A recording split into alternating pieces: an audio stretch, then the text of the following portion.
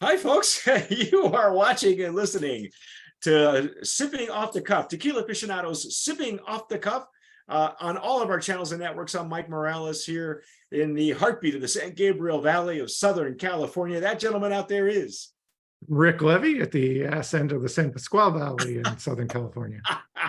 You're such a company man, Rick, wearing his Tequila Aficionado t-shirt. Yeah, That's right. that's it. Wherever fine t-shirts are sold. That's it. For tall and portly men. I don't know. Today, Rick, I am so happy that we are going to taste and dissect this tequila. I have been chasing Cierto Tequila for at least 3 years. I have been in personal contact with the brand owner. I believe his name is Jason Castellucci.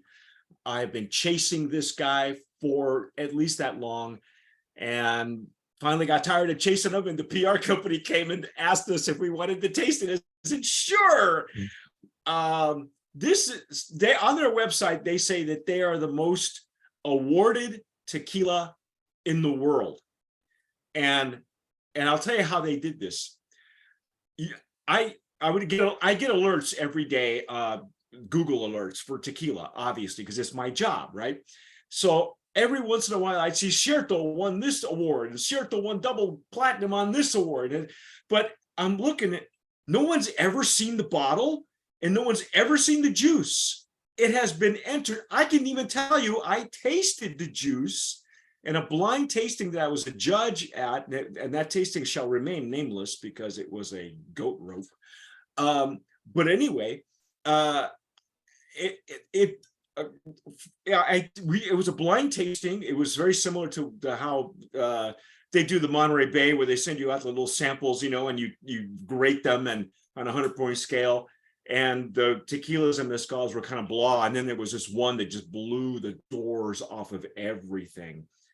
And I didn't know what it was, because this show didn't even tell the judges who the winners were. We had to find out in the alerts. So that's when I found out the winner of that show that we had judged. This was in 2020 when we couldn't travel anyway. Was Cierto. And it's like, that's got to be the one I had, because everything else paled by comparison, So I can tell you I've had it, but I don't think Blanco was entered. I don't know. Somebody got upset with them on Instagram. If you follow them on Instagram, they screamed at them and said, how come we can't find the bottle? All these awards, it's just what's all the smoke and mirrors, or what was it? Cloak and dagger, I think is what he said. You can't find it anywhere. No one's ever seen the bottle. No one's ever seen the juice, but it keeps winning these awards. So, well, you can't miss this bottle. We can't even fit it all in the frame. It's huge. You gotta curl it, man. Once you empty this, you turn it into a lamp for your living room table. Yeah, it just needs a shade. It look like a stiffle lamp. Only those of you who have sold lighting will know what I'm talking about. And I used to sell lighting years ago. Yeah, it does look like a lamp, like one of those old pull chain lamps. Yeah. And it's very substantial. It's very heavy. It's only it's a 750, and it's an 80 proof. But you can curl this mother, and it make a great weapon too if you ever need to, in the middle of the night. Like self-defense. Oh my God! Look at the bubbles on this thing. Can you see the bubbles on this Blanco? Woo! Wow. So anyway, that's my personal story with Cierto. We're about to break. We just broke the seal off on this Blanco. We're going to taste it, dissect, and then we'll give you all the stats and stories that we did a little research offline. Oh boy. And you're going to, and it's all I can say is it's coming from a very reputable distillery. I mean, a highly regarded, right. Yeah, I know, highly regarded distillery. I'm going to pour mine in a Stasso Jarrito for tequila, as we like to use the official glassware of Tequila Aficionado and the brands of promise.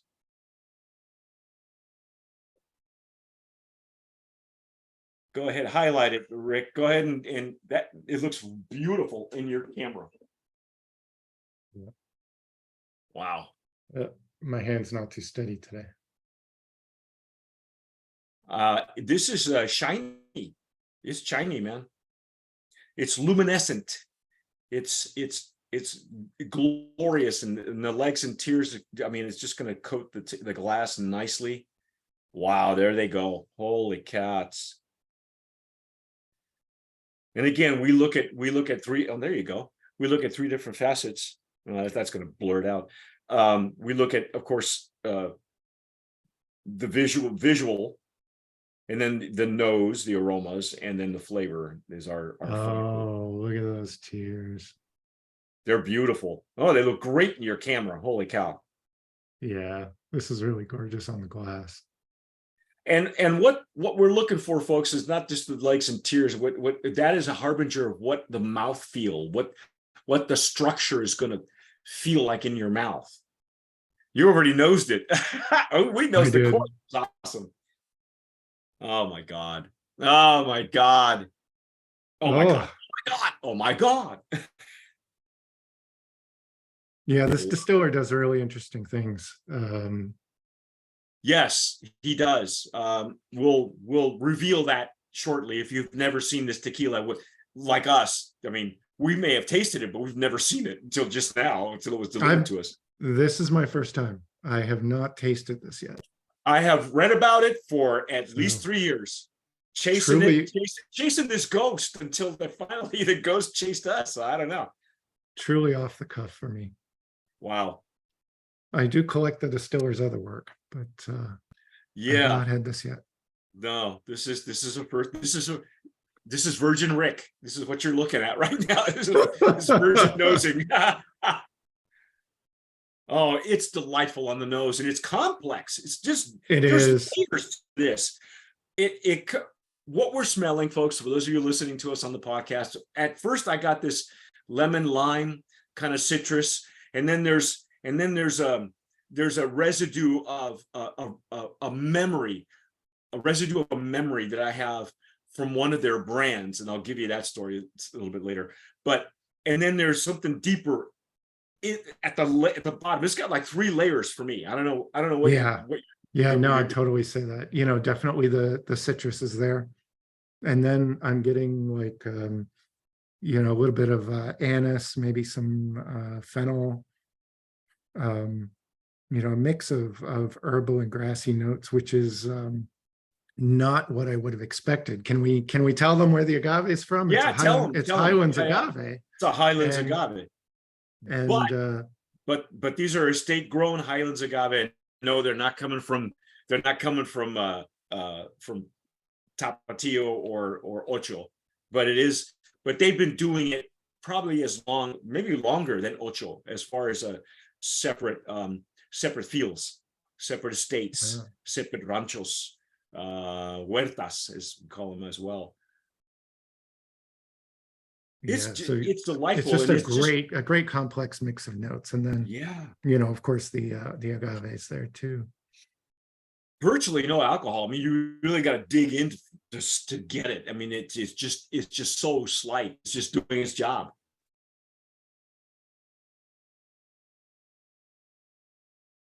Wow. Yeah. What else are you getting? Well, I think there was a flash of anise or fennel, but that was very slight. It keeps evolving, and I think it just needs to. It opened up beautifully, but there's more to it. I'm sure that there's there's depth to it. That the last time we had anything that depth, that deep, it was a higher proof, I think. If I'm correct, if I remember correctly. Okay, well, I'll tell you. It comes from the distillery that makes Fuente Seca, Tequileña, not el Tequileño, Tequileña. And I think Fuente Seca is a higher proof, isn't it? Their Blanco, I believe, is higher proof. I'm not sure. Okay. Well, that Blanco was spectacular and beefy and chewy, and these guys have been, I'll read you some of the background a little bit later on. We'll give you some more of the stats and stories, but it's lovely. And the citrus is at the top layer for me. The middle has got maybe some of that herbaceousness you were talking about, or a little bit of that remnant of, it's a remnant for me on the nose of Lapis. Lapis tequila comes out of that distillery, and Lapis, we were talking off camera. I was explained that Lapis, because I got lost in their warehouse. I've seen their distillery. I've been there one time, and they make 345 there, as well as Tears of Llorona right now until their distillery is finished. And Lapis is a blend of column still and copper pot still. So it's blended together, and then they come up with a kind of a sour note on this Blanco that I loved. It wasn't malolactic so much as it was more sour, and I loved it. I loved it. And that's what the guy in the warehouse, when he found me, he said, well, yeah, Lapis is this and this. And he knew right away. It's like, oh, okay, cool. Because I couldn't figure out how they were getting those flavor notes in that Blanco, right? Because a lot of people like the Lapis Añejos if you can still find them, and but that Blanco for me did it. That did it for me for this distillery.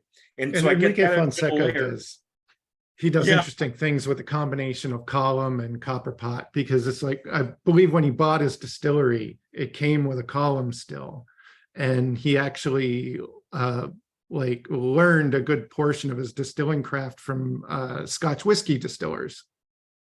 Oh, okay. Yeah, that's right. Because they've been there as well. They studied there too, I believe. Yeah. And then there's that depth at the bottom. It's a beefy, and I think that's agave. I think that is a more mature agave. Maybe beyond 5 years at least, which from what I've been told, that these people have huge land holdings. They have, I believe, they have also a huge barrel room, if I'm not mistaken. So they're a well-equipped outfit because they've been doing it for a long time. I want to dive in. Shall we dive in? Yeah, absolutely. Here we go.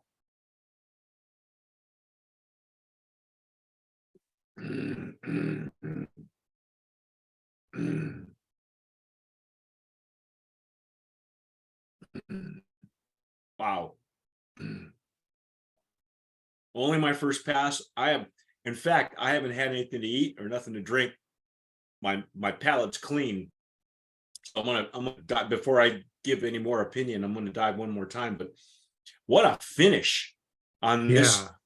That's a warm fuzzy. This is a bold tequila. Yeah, it's really warm on the finish. I'd almost say that there's heat there, but it's not like it's alcohol heat. It's like a hot pepper, yeah. And maybe that's what I was getting, a little bit of the green, like a green pepper, like a bell pepper. That nose was a little bit. Yeah. So this is kind of like a pepper, like a the green pepper. The fresh vegetal of the bell pepper. Yeah. And so the finish is for me is part of that pepperiness. You're right. It isn't the alcohol aggression, because it's only 80 proof, but it's got to be a lot of the pepper. And you get that the older the plant stays in the ground, the more of this kind of depth the plant acquires. I mean, this is beautiful. Oh my God. This is my first pass. Yeah. There's an explosion of pepper on the palate.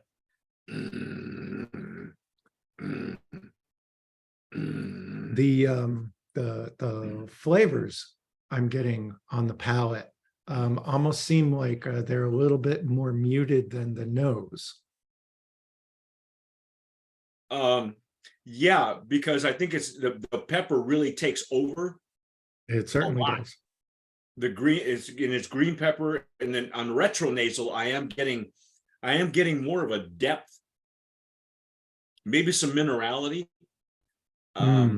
for lack of a better term, because I'm trying to this is really different than than the Fuente Seca. So Fuente Seca came right up and told you this is an agave, and it was beefy and chewy, and you know, this one smells refined, but there's something on the bottom there. Maybe they're blending it. I'm not sure. I don't think so, because well, it could be. If I'm getting a little remnant of the lapis, yeah, on the nose, maybe they are blending it. Yeah. Maybe it's not at the amount that they do with lapis. Maybe it's more subtle. Maybe it's a little bit less. Whereas lapis, I think, is a 50-50 blend. This might be a, I don't know, 60-40, 70-30. Or I'm wondering if it's one and then the other. Like if they're doing copper pot and then for the second pass they're running it through the column, or vice versa. And I don't think so. I think there. they blend the juices, because the column still takes care of double distillation right there. Then they would have to put on the label triple distilled. Right. Like you do with a pechuga. Pechuga's triple distilled because the third pass is where you got the chicken breast hanging somewhere. That makes sense. And they wouldn't do that. I don't think. I don't think that that family Tequilena does anything clever like that. A triple distillation. I don't believe that that's something they would bother with.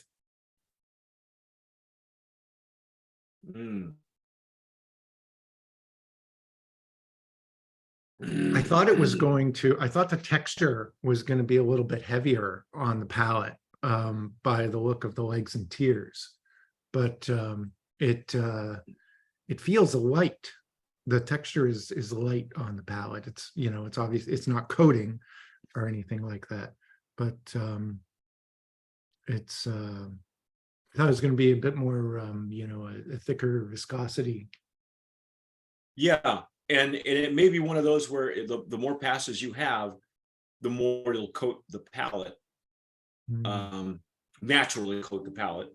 I will say that on the now that it's opening up a little bit more, I'm getting more of that little bit of an anise or fennel on the retronasal. I'm beginning to get it. Funny thing is that the minerality, to my knowledge, they don't have a Tahona and they don't use one. I think they are using spring water from the Tequila Valley near the volcano. That explains it. Okay, then that explains the minerality that I'm getting, because it's there. It's there in the flavor. Yeah, I think it's the water, because they're using a roller mill for their extraction.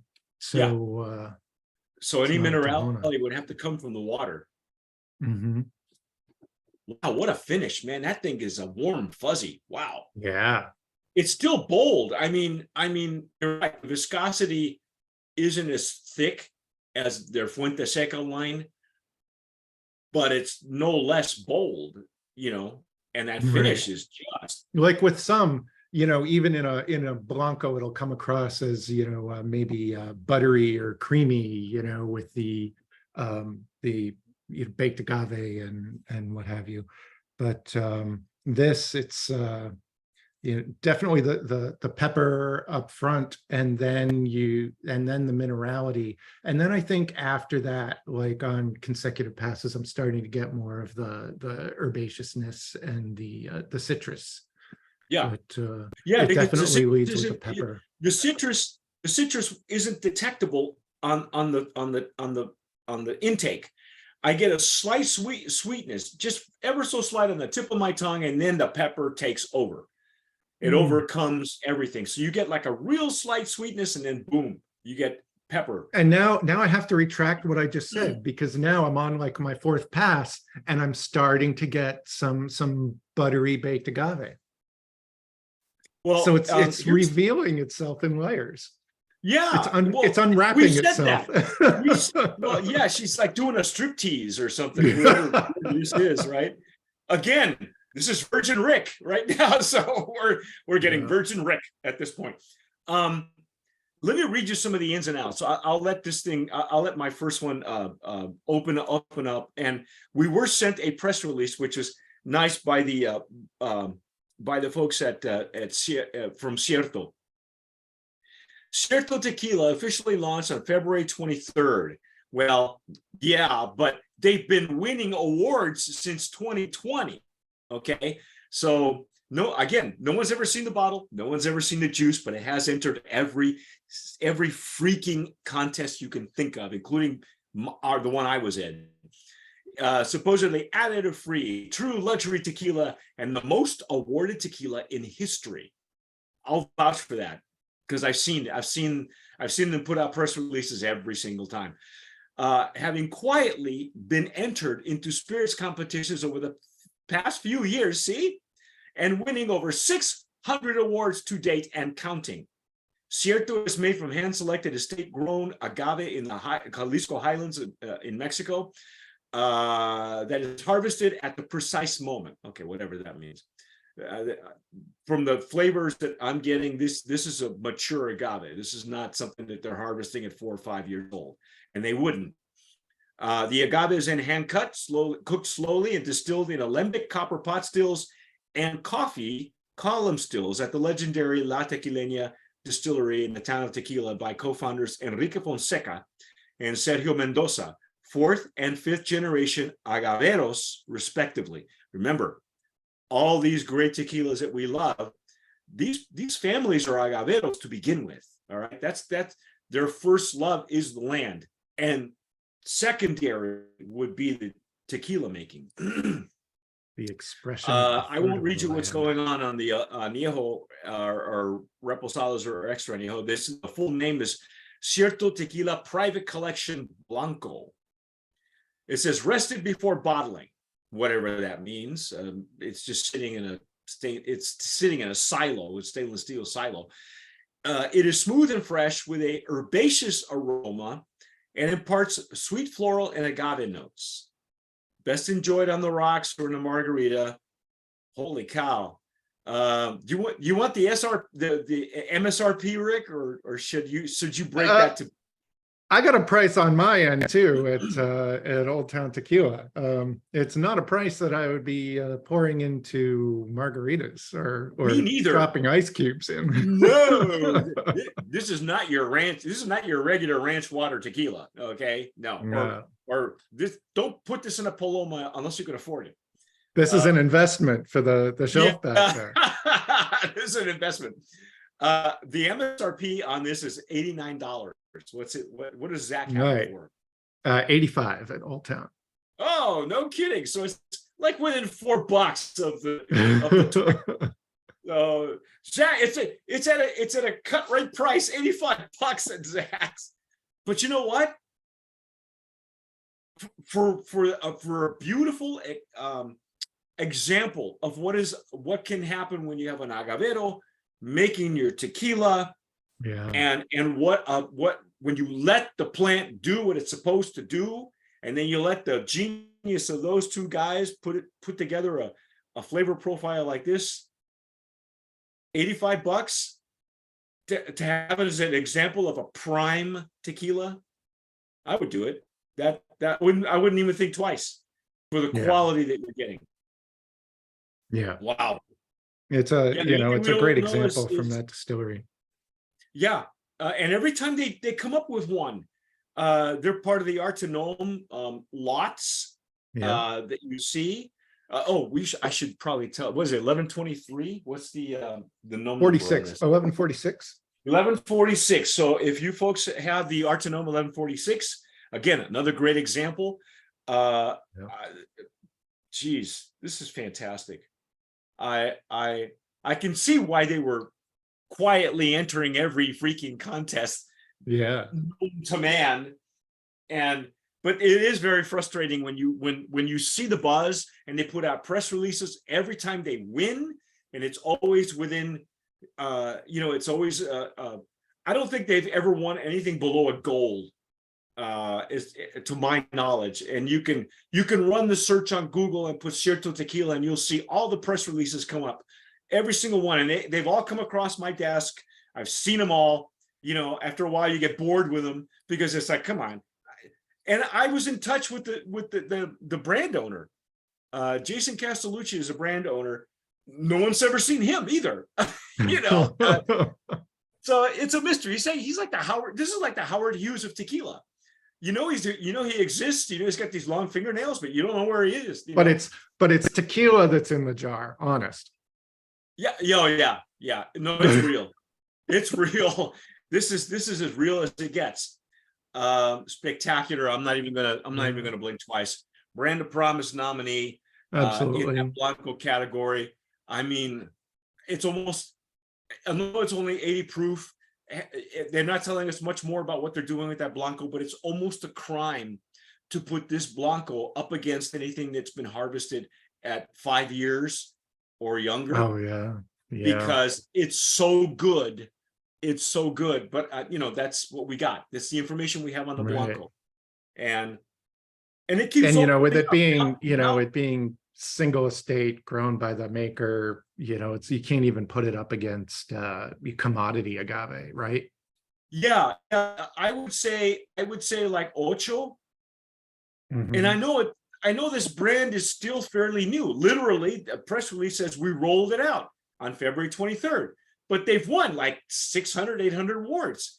So, Yeah. but on the market, it hasn't been on the market until like February, right? I Yeah. say, go get it.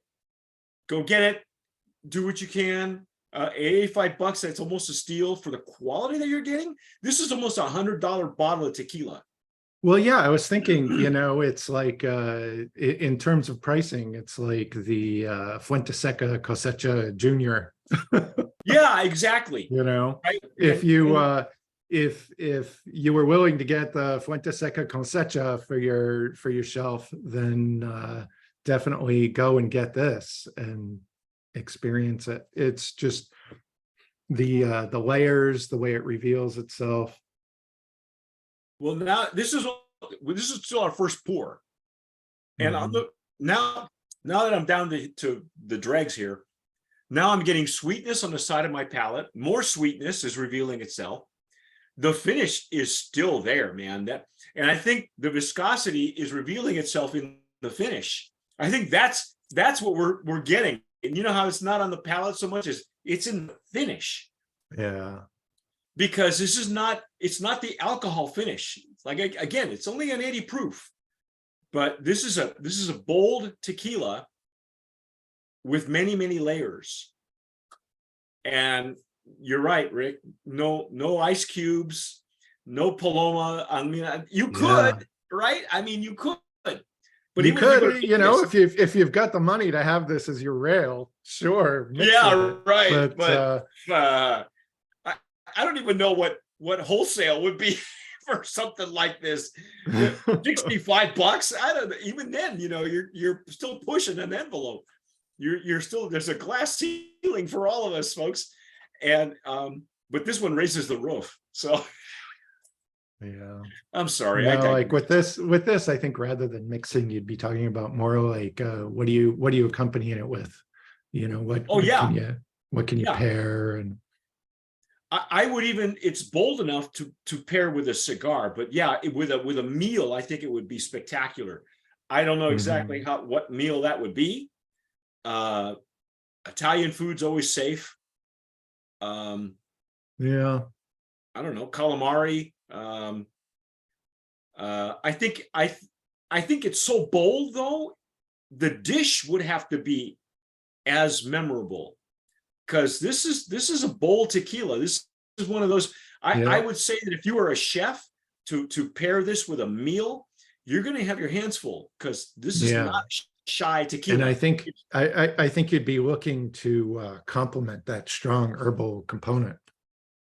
Yeah, yeah, and I don't know. I'm not a chef. I'm not a cook. You do more cooking than I ever have. So I don't know what. Um, I don't know. I haven't a clue.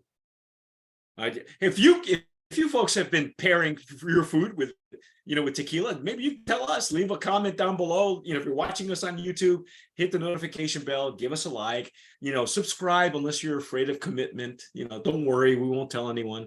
But if you've had this before, leave us a comment. Tell us what you're doing with it. If you finally see it on the shelves, don't blink twice on price. I think it's still at $85 for this kind of quality. Like you said, if you're going to purchase cosecha, you may as well purchase this too, because Yeah. that's like one notch, just a hair, a notch below Fuente Seca cosecha. because this is spectacular, man. I mean, I'd love to see what they do with this line. There are 4 expressions. We only got 2. And that's okay. I'm glad that we finally get to see the tequila. So, I'm happy with that. Anything else you want to say, Rick, about this tequila, or shall we continue later on? Open air fermentation. Agaves are cooked in autoclave, but it's low pressure for a longer cook, Right. which is great when you're using an autoclave. What else? I don't know. I just think, there's really interesting stuff here going on between the fermentation and the distillation, and, just the quality of the source material. Yeah. So and the geniuses behind it.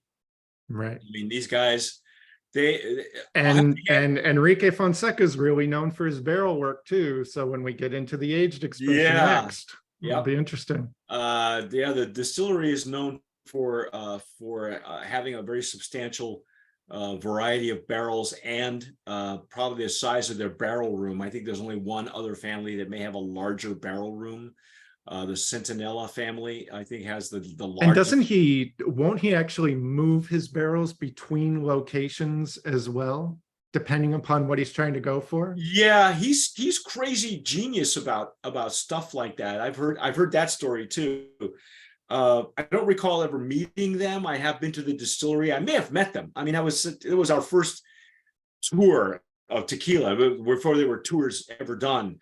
And all I can say is the people that went on that tour with us, that Blue Agave tour, the Blue Agave group, there were a lot of collectors, and I saw a lot of bottles of 345 leave with them.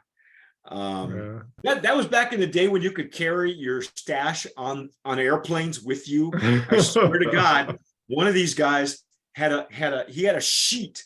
It was a sheet, and it was full of bottles. He just carried it on. It was a carry-on for him.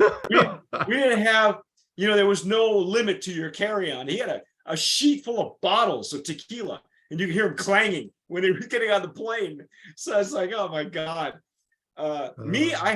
I had one empty bottle of Lapis. That was one of my memories that I took with me, was an empty bottle of Lapis, because I love that tequila so much. So there you go. That's my story. I'm sticking to it. That's our take on Cierto Tequila.